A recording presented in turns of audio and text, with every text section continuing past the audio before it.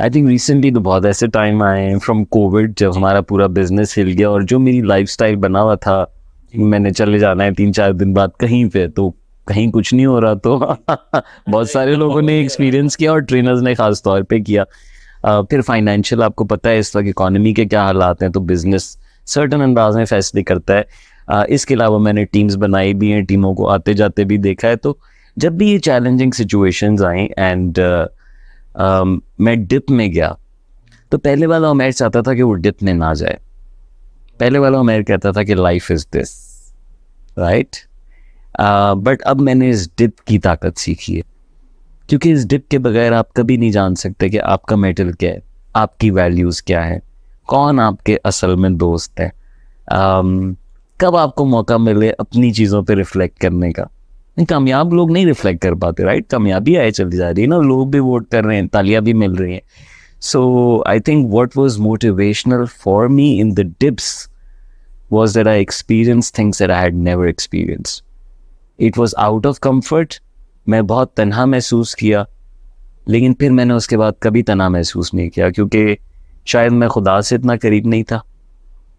लेकिन जब सारे रिश्ते टूट जाते हैं ना, तो आपका रब से रिश्ता स्ट्रांग हो जाता है। मैं डिप्स से पहले शायद ज़्यादा शर्म में होता था, रख रखाव, और डिप के बाद जो है ना आप खुल जाते हैं। अब आपने देख लिया ना कि क्या मुमकिन है, वो रेंज, आपकी मासूमियत चली जाती है, तो आप बहुत सारे ऐसे मुद्दों पे फिर गुफ्तगू करना शुरू करते हैं जो कि पहले आपको नहीं करते। सो मेरे लिए तो मेरे डिप्स जो है ना बहुत ज़्यादा मुझे ग्रो करने में यूज़फुल रहे हैं, और मुझे मुख्तलिफ चॉइसेस जो करनी थी उस पर डिप बहुत अच्छा मौका होता है कि अब फैसला कर लो क्या करना है। इस चीज़ ने मुझे मोटिवेटेड रखा। एक तो अल्लाह की कुरान में ये आयत कि हर मुश्किल के साथ आसानी है। मैं हमेशा ये लाइन समझता था कि ये लाइन है हर मुश्किल के बाद आसानी है।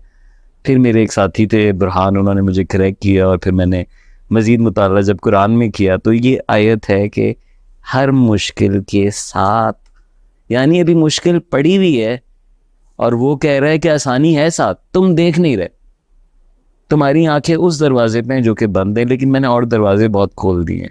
कभी कभी हम बहुत करीब हो जाते हैं अपने टाइटल के, कभी कभी हम अपनी औलाद के बहुत करीब हो जाते हैं, अपने माल और छोटे छोटे मटेरियल के बहुत करीब हो जाते हैं, लेकिन हम असल में उसमें से किसी के लिए भी है नहीं।